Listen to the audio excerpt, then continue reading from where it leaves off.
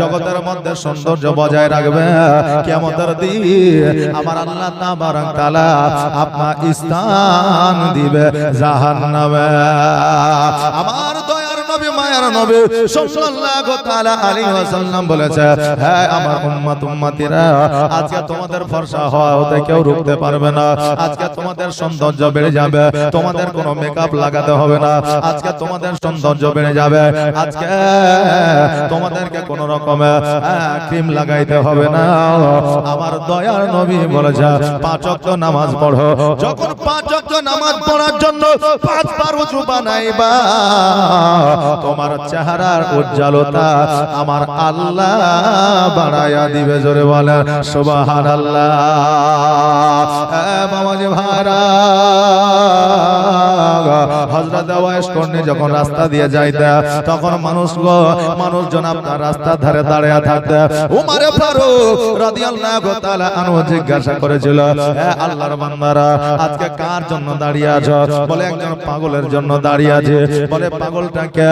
বলে পাগলটা হলো ওয়াইস কর্ণী। বলে তার মধ্যে এমন কি গুণ আছে? বলে সে মনে হয় গোসল করে না, চুলগুলো উস্কো খুস্কো, তার শরীরটা অত ভালো না, পোশাকটা পরিষ্কার পরিচ্ছন্ন না, কিন্তু আজকে হাজারো মানুষ তাকে দেখার জন্য দাঁড়িয়ে আছে। ওমর ফারুক রাদিয়াল্লাহু তাআলা আনহু জিজ্ঞাসা করেছিল, যার মধ্যে কোনো গুণ নাই, যার মধ্যে কোনো আপনার পরিষ্কার পরিচ্ছন্নতা নাই, যার মধ্যে কোন রকমের আপনার চুলগুলো আপনার সিদ্ধি করা না, আজকে ওই লোকটার জন্য দাঁড়ায় আছো, কারণটাকে? বলে হুজুর গো, ওই লোকটা যখন রাস্তা দিয়া যায়, ওই লোকটা দেখতে উস্কো খুস্কো হলে তার শরীর থেকে একটা মেশকে আম্বারের খুশবু বের হয়। আমরা ওই মেশকে আম্বারের খুশবু নেওয়ার জন্য রাস্তার ধারে দাঁড়ায়া থাকি। জোরে বলা সুবহানাল্লাহ। নবীর প্রেমে পাগল যদি হয়ে যায়, আল্লাহ আপনাকে সাজা দিবে। আর জগতের মধ্যে যদি আপনি টাকা পয়সা ধন সম্পত্তি দিয়া আপনি যদি নিজেকে সাজান, কিয়ামতের দিন আল্লাহ তাবারক তাআলা আপনাকে প্রশ্ন করবে। বাবা, আজকে মসজিদের উন্নতি কল্পে জালসা, আজকে মসজিদে লক্ষ লক্ষ টাকা যদি দান করে দেন, এটার হিসাব কিয়ামতের দিন আল্লাহ তাবারক তাআলাকে লাগবে না। কারণ আল্লাহ তাবারক তাআলার ঘরে আপনি দান ও খয়রাত করতেছেন। আপনি যখন অন্য জায়গায় টাকা পয়সা 1 টাকা যদি খরচা করেন, ওই 1 টাকার হিসাব আমার আল্লাহর দরবারে দিতে হবে। জোরে বলেন সুবহানাল্লাহ। বাবাজি ভাইরা, আমার নবী মুস্তাফা সাল্লাল্লাহু তাআলা আলাইহি ওয়াসাল্লাম হযরত খাদিজাতুল কুবরা রাদিয়াল্লাহু তাআলা আনহা উনাকে বাবা বিবাহ করেছিলেন। আর প্রথম রাত্রিতে আমার নবীজি খাদিজার কোলে মাথা দিয়া আমার নবী যেন চোখটা বন্ধ করে যায়। আমার খাদিজা নবীজির মাথা মুবারকের চুলগুলো যেন নাড়তে আছে, নবী যেন চোখ বন্ধ করে আছে। আরে মা, আজকের স্বামীর সেবা তোমার আসল হবে মন্তব্য। আজকের স্বামীর সেবা করে তুমি যদি জগৎ থেকে বিদায় নিতে পারো, ওই স্বামী যদি একবার তোমার কবরের কাছে যদি হাত দুখানা তুলে দোয়া করে দেয়, আল্লাহ গো, আমি আমার বিবির প্রতি সন্তুষ্ট, আমার আল্লাহ ওই বিবির জাহান্নাম হারাম করবে। জোরে বলা সুবহানাল্লাহ।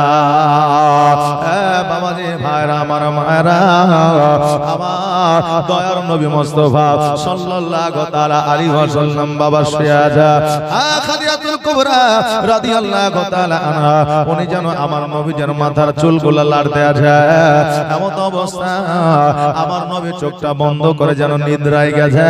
খাদিজা চিন্তা করে, আল্লাহ গো, আমার স্বামী ঘুমায় গেছে, আমি একটু ঘুমায় যাই, যেহেতু রাত্রি হয়ে গেছে। এবার স্বামী আর স্ত্রী বাবা বিছানায় ঘুমিয়ে গেছে।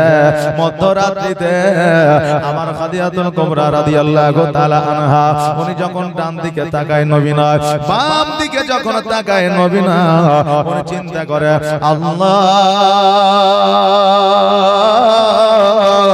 আমার দয়ার নবী কোথায় গেল, আমার দয়ার নবীকে কেন দেখা যায় না।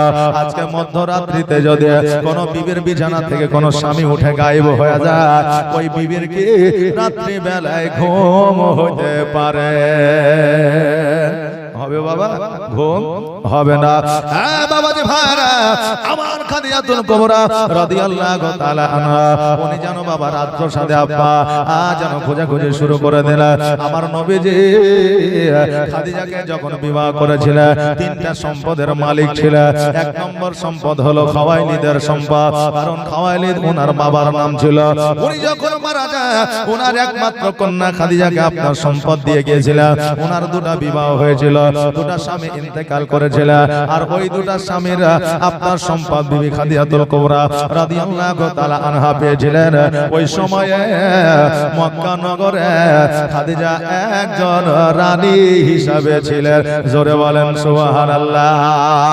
আমার নবীজি ওই খাদিজাকে বিবাহ করেছিলেন। খাদিজা রাত প্রসাদে আমার নবীকে খোঁজাখুঁজি শুরু করলেন, কিন্তু আমার নবীকে পাওয়া গেল না। ওই খাদিজা বন জঙ্গলে খোঁজাখুঁজি শুরু করে দিলে। জানের পরোয়া করে না, বাঘের ভয় করে না, ভাল্লুকের ভয় করে না, কারণ স্বামীকে ভালো যে বাসে, স্বামীর প্রাণের চাইতে নিজের প্রাণের মূল্য বেশি মনে করে না। স্বামীকে যারা ভালোবাসে তারা পাঁচতলা বিল্ডিং খোঁজে না। স্বামীকে যারা ভালোবাসে স্বামীর অভাবে স্বামীকে তারা অবহেলা করে না। স্বামীকে যারা ভালোবাসে স্বামীকে আপনার দুঃখ ব্যথা বেদনা দিয়ে কথা বলে না। স্বামীকে যারা ভালোবাসে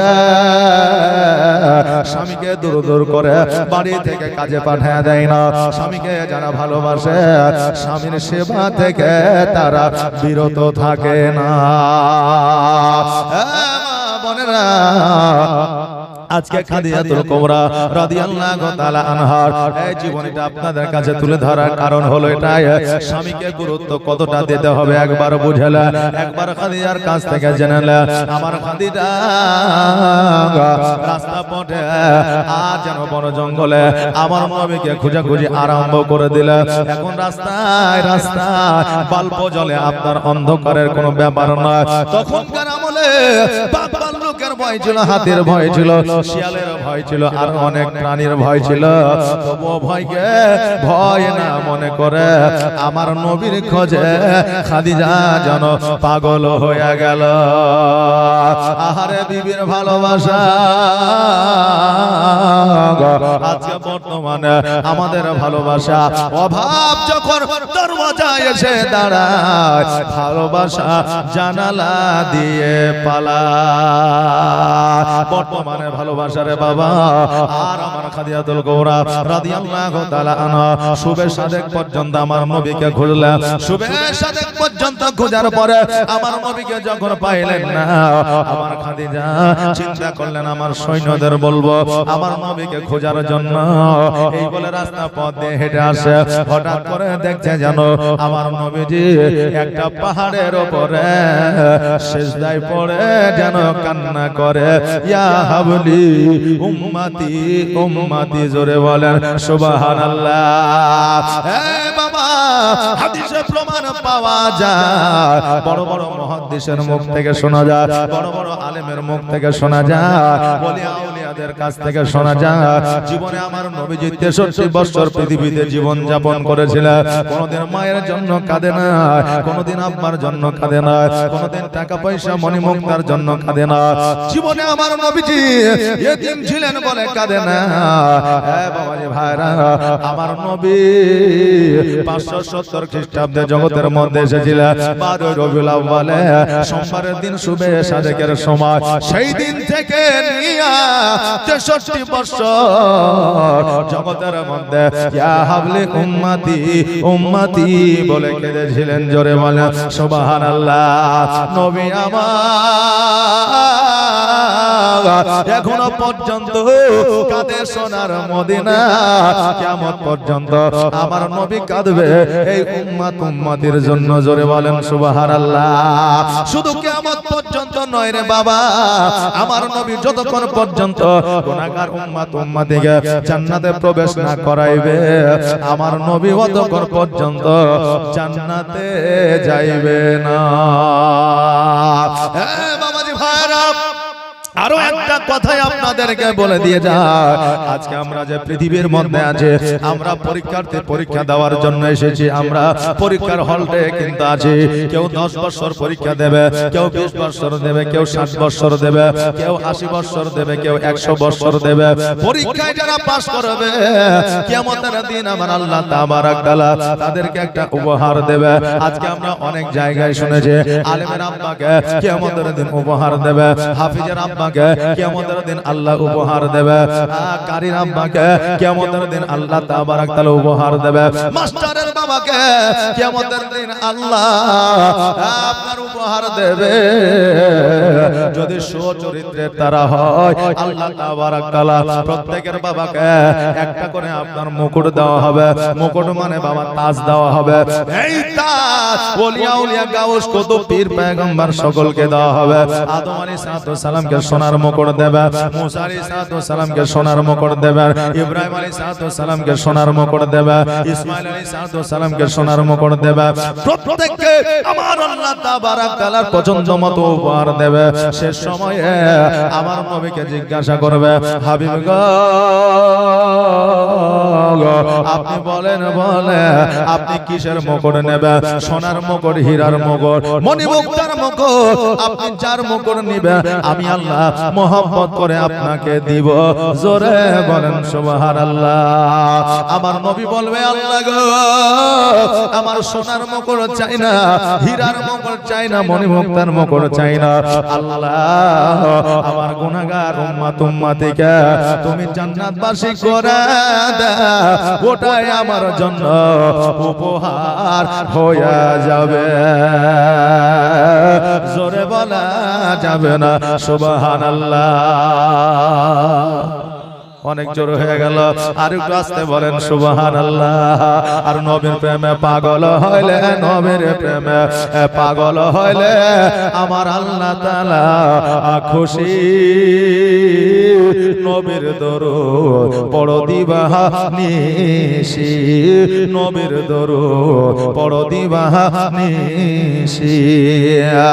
ও কি নবীর প্রেমে পাগল হইলে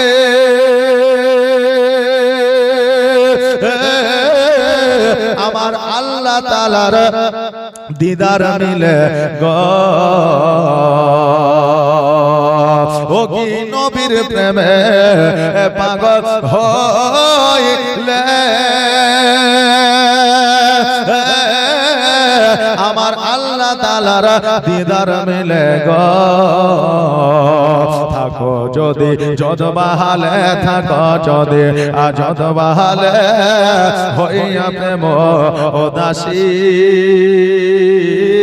নবীর দরুদ পড়ো দিবাহা নিশি, নবীর প্রেমে পাগল হইলে, নবীর প্রেমে পাগল হইলে আমার আল্লাহ তাআলা খুশি। নবীর দরুদ পড়ো দিবাহা নিশি। আজকে খাদিজা লক্ষ্য করে দেখছে আমার নবীজি পাহাড়ের উপরে ইয়া হাবলে উম্মতি উম্মতি বলে কাঁদে। আমার খাদিজা রাদিয়াল্লাহু তাআলা আনহা যখন গুটি গুটি পায়ে হামাগুড়ি দিয়ে পাহাড়ের উপরে উঠলো। এখনকার পাহাড়ে আরবের মধ্যে সিঁড়ি বানায়া দিয়েছে যাতে আপনার মানুষের উঠতে সুবিধা হয়। এখন 3 পাহাড়ে গেলে পাহাড়ের উপরে যাতে মানুষ উঠতে পারে, সরকার সেই ব্যবস্থা করে দিয়েছে। আজকে আজকে যেই সমস্ত জায়গায় পাহাড় আছে দেখার মতো, দর্শন করার মতো, যেই পাহাড়ে কোনো রিস্ক নাই ওই পাহাড়ে ওঠার মতো সরকার যেন সিঁড়ি বানায় দিয়েছে। তখনকার আমলে বাবা আপনার পাহাড়ে কোনো সিঁড়ি ছিল না। খাদিজা হামাগুড়ি দিয়া ওই পাহাড়ের উপরে উঠলেন, আর ওঠার পরে আমার নবীজির পিঠ মোবারকে হাত দিয়ে বললেন, ইয়া রাসূলুল্লাহ, ইয়া হাবিবাল্লাহ নবী গো, আজকে আপনি এই জায়গায় সিজদায় রত হয়ে আছেন, আর আমি আপনাকে খোঁজাখুঁজি করতেছি। ইয়া রাসূলুল্লাহ, আজকে আমার মন প্রাণ কোথায় ছিল আমি নিজেও জানি না। নবী গো, আপনি দয়া করে বাড়ির দিকে চলেন। নবী আমার সিজদা থেকে মাথা উঠায়া খাদিজাকে বললেন, খাদিজা আজকে থেকে তোমাকে আমি বললাম একটা কথা শোনো, আমাকে জীবনে খোঁজার জন্য বাইরে বেরোবে না, আমাকে খোঁজার জন্য আর কোনোদিন বাইরে আসবে না। কারণ আমি নবী কোন জায়গায় কখন থাকবো, ইসলামের প্রচার করতে যাব, আমাকে খোঁজার জন্য কখনো তুমি বাইরে আসবে না। খাদিজা বলে, ইয়া রাসূলুল্লাহ, তবে আমি কি করব? বলে, তুমি এখন বাড়িতে যাও। আমার খাদিজা যখন দন্দায়মান হইলে, আর দন্দায়মান হওয়ার সময় খাদিজা যেন একটু আওয়াজ করলেন। আমার নবী বলে, খাদিজা আজকে আওয়াজ করলে কারণটা কি? খাদিজা বললেন, ইয়া রাসূলুল্লাহ, আমি যখন পাহাড়ে হামাগুড়ি দিয়ে উঠছিলাম তখন পাহাড়ের পাথর কাকর গুলো আমার হাঁটুতে আর কহিনাতে লেগে ক্ষত বিক্ষত হয়ে গেছে। নবী গো, আমি যখন দাঁড়াইলাম ওই জায়গাগুলোতে আঘাত পাইলাম, এই জন্য আমি একটু আওয়াজ করলাম। নবী আমার বললেন, কোন জায়গা? খাদিজা যখন হাঁটু আর কহিনা দেখাইলেন, নবী আমার থুতু মুবারক লাগিয়ে দিলেন। আর থুতু মুবারক যখন লাগিয়ে দেওয়া, খাদিজা বলতেছে, খোদার কসম করে বলে, আমার নবী যখন আমার ক্ষত বিক্ষত জায়গাতে যখন থুতু মুবারক লাগিয়ে দিলেন, আজকে ওই জায়গাগুলোতে ব্যথা তো দূরের কথা, একটু দাগ পর্যন্ত ছিল না। জোরে বলে সুবহানাল্লাহ। আজকে বাবা যারা বলে নবী আমার মতো ছিল, তাদেরকে বলতে চাই, বাবা একটু কর্ণপাত করে শোনো। আজকে আমার নবীর থুতুর পাওয়ার যদি এত হইতে পারে, আমার নবীর পাওয়ার কত ছিল। আরে বাবা ভাইরা, আমার খাদিজাতুল কুবরা রাদিয়াল্লাহু তাআলা আনহা যখন বাবা বাড়ির দিকে আসলে, সকালবেলা আমার নবী মুস্তাফা সাল্লাল্লাহু তাআলা আলাইহি ওয়াসাল্লাম যখন বাড়ির দিকে আসতেছে, মক্কা নগরের মানুষেরা বলে, দেখ রে দেখ, আজকে মুহাম্মাদুর রাসূলুল্লাহ সাল্লাল্লাহু তাআলা আলাইহি ওয়াসাল্লাম আজকে খাদিজাকে বিবাহ করে, আজকে একজন খাদিজা রানীকে বিবাহ করে, আজকে যত সম্পত্তি ছিল সমস্ত সম্পত্তির মালিকানা নিয়ে যায়, আজকে রাজবাড়ির মালিকানা নিয়ে যায়, আজকে সোনা দানা হীরা মণি মুক্তার মালিকানা নিয়ে যায়, আজকে ছাগল দুম্বা ঘোড়া ওর সমস্ত কিছুর মালিকানা নিয়ে যায়। আজকে মুহাম্মদ সাল্লাল্লাহু তাআলা আলাইহি ওয়াসাল্লাম আজকে রাজা হয়ে গেছে। নবী আমার যখন এই কথা শুনলেন, দুই চোখের পানি ছেড়ে দিয়ে বলে, আল্লাহ গো, আজকে যদি আমার দাদা আব্দুল মুত্তালিব বেঁচে থাকতে, আজকে এই মক্কা নগরের মানুষেরা এই কথা বলতে পারতো না। আজকে যদি আমার বাবা আব্দুল্লাহ রাদিয়াল্লাহু তাআলা আনহু যদি বেঁচে থাকতে, আজকে মক্কা নগরের মানুষেরা এই কথা বলতে পারতো না। আজকে আমি নবী একা, এই জন্য মক্কা নগরের মানুষেরা এই কথা বলে। বাবাজি ভাইরা, আমার নবী খাদিজাতুল কুবরা রাদিয়াল্লাহু তাআলা আনহার বাড়িতে যাইয়া একটা ঘরে যেন বাবা ডুকরে ডুকরে কান্না করতে আসা। খাদিজা বলে, ইয়া রাসূলুল্লাহ, আপনি কেন এইভাবে কাঁদেন? দয়া করে আপনার কান্নাটা বন্ধ করেন। নবী আমার বলে, খাদিজা, আজকে তোমার যত সম্পদ আছে, আজকে তোমার যত জমি জায়গা আছে, আজকে তোমার যত সোনা দানা আছে, তুমি কি ইসলামের জন্য দান করতে পারবে না? তুমি কি আমার জন্য দান করে দিতে পারবে না? খাদিজা বলে, ইয়া রাসূলুল্লাহ, আজকে আমার সোনামণি মুক্তা তো দূরের কথা, আজকে আমার জমি জায়গা তো দূরের কথা, আজকে আমার অট্টালিকা তো দূরের কথা, নবী গো আপনি যদি বলেন আমার শরীরের চামড়া ছিলিয়া আপনার পায়ের তলে বিছায়া দিব,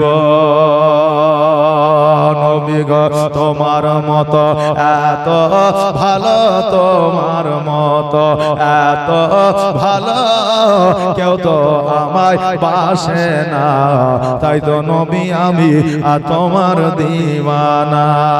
জোরে বলেন সুবহানাল্লাহ। নারে তাকবীর, নারে রিসালাত, মাসলাক আলা হযরত জালসা কমিটি, এই গ্রামবাসী জোরে বলেন জিন্দাবাদ। খাদিজা কি বলছে?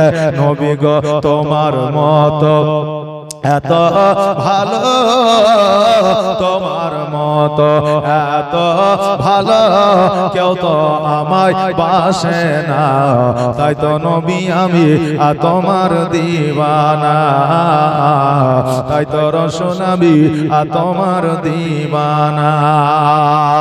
ও কি শুনেছি কিতাবের লেখা, নবী ছাড়া আমার জীবন থাকা গো, ও কি শুনেছি কিতাবের লেখা, নবী ছাড়া আমার জীবন থাকা গো, নবীজিকে ভালো না বাসিলে, নবীজিকে ভালো না বাসিলে আল্লাহ পাওয়া যাবে না, তাই তো নবী আমি তোমার দিওয়ানা। তোমার মতো এত ভালো, তোমার মতো এত ভালো কেউ তো আমায় বাসে না, তাই তো নবী আমি তোমার দিওয়ানা। খাদিজা রাদিয়াল্লাহু তাআলা আনহা সব সম্পত্তি, অট্টালিকা, জমি জায়গা, টাকা পয়সা, সোনা দানা সব কিছু ইসলামের জন্য দান করে দিলা, আমার নবীর দিকে তাকায়া দান করে দিলা, আমার নবীর মহব্বতে দান করে দিলা, আমার নবীর জন্য দান করে দিলেন। আমার নবীর সঙ্গে আমার খাদিজাতুল কুবরা রাদিয়াল্লাহু তাআলা আনহা খেজুর গাছের ছাউনি দিয়া বসবাস শুরু করলে। আহারে বাবা, আজকে যদি আমাদের ৫ তলা বিল্ডিং থাকে আর ওই স্বামী যদি কোনো ব্যবসায় লস খেয়ে যায়, তার ৫ তলা বিল্ডিং যদি বিক্রি করে দিতে হয়, ১০০-র মধ্যে ৭০টা বিবি ওই স্বামীর ভাত ছেড়ে চলে যাবে। মরদ আমার এমন বিজনেস করতে গেল যে লস খেয়ে জীবন শেষ হয়ে গেল, ওর সাথে থাকলে একবারে মরা পর্যন্ত ভিক্ষা করে খাইতে হবে। মা বাপকে যা বলবে আমার লাগে আর একটা স্বামী খুঁজো, কথা বলবেন বাবা। তো স্বামী এমন হয় যে বিবিদের সব সময় চাই খুশি রাখতে।